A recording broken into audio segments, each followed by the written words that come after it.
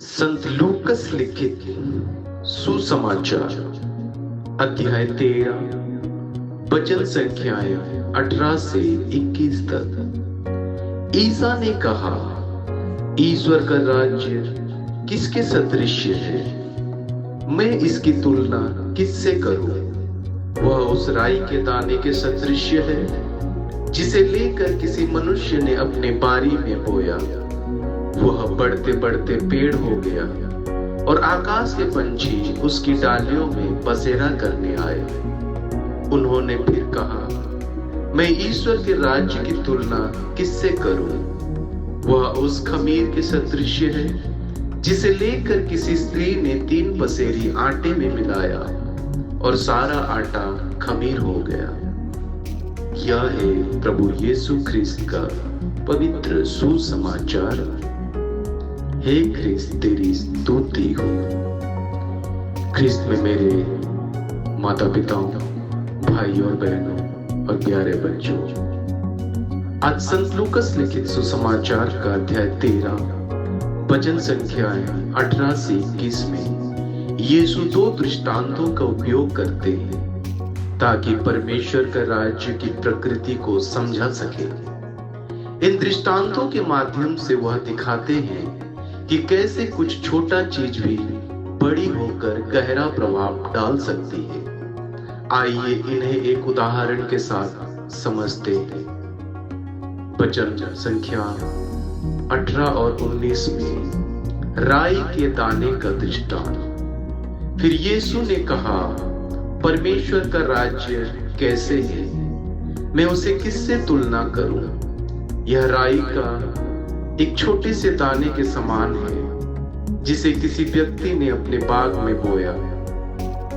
वह बढ़कर बड़ा पेड़ बन गया और आकाश के पक्षी उसकी डालियों पर बैठने लगे। यहाँ यीशु परमेश्वर के राज्य की तुलना राई के दाने से कर रहे हैं जो बहुत छोटा होता है, लेकिन जब उसे बोया जाता है तो वह एक बड़ा पेड़ बन जाता है जिसमें पक्षी आकर आश्रय लेते हैं। इसका मतलब है कि परमेश्वर का राज्य भले ही छोटे और विनम्र रूप में शुरू हो, लेकिन यह बढ़कर बहुत बड़ा और प्रभावशाली बन सकता है। उदाहरण स्वरूप मान लीजिए कि एक छोटा समूह या संस्था ये जो जरूरतमंदों की मदद करने के लिए शुरू हुई है। शुरू में वे कुछ ही लोग की सहायता करते हैं, लेकिन धीरे धीरे और लोग उनके अच्छे काम से प्रभावित होकर जुड़ते हैं।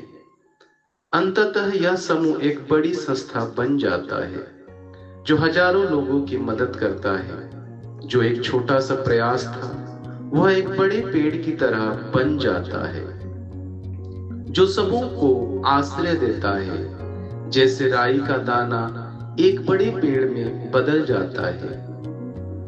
वचन संख्या 20 से 21 में खमीर का दृष्टांत।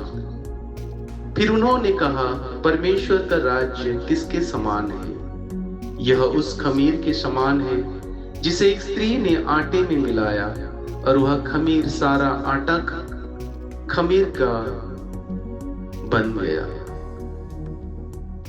इस दृष्टांत में यीशु परमेश्वर के राज्य की तुलना उस खमीर से कर रहे हैं जो आटे में मिलाया जाता है। खमीर एक छोटा सा पदार्थ है, लेकिन जब इसे आटे में मिलाया जाता है तो यह पूरे आटे को फुला देता है। उदाहरण स्वरूप मान लीजिए किसी विद्यालय या कार्यस्थल में एक व्यक्ति निर्णय लेता है कि वह सभी के साथ हमेशा सहानुभूति और आदर से पेश आएगा। शुरुआत में यह एक छोटा बदलाव दिखता है, लेकिन धीरे धीरे इसका असर दूसरों पर पड़ता है और धीरे धीरे सभी लोग सकारात्मक और सहयोगी बन जाते हैं। इस तरह पूरा माहौल बदल जाता है। यह खमीर के समान है जो छोटे होने के बावजूद धीरे धीरे पूरे आटे को बदल देता है। इन दोनों दृष्टांतों में यीशु यह समझाने की कोशिश कर रहे हैं कि परमेश्वर का राज्य छोटे और अनदेखी तरीके से शुरू हो सकता है, लेकिन राई के दाने और खमीर की तरह यह फैलता है और जीवन और समुदायों को बदलता है, जिससे हर किसी पर इसका प्रभाव पड़ता है। यह है प्रभु यीशु ख्रिस्त का पवित्र सुसमाचार का सारांश। आमीन।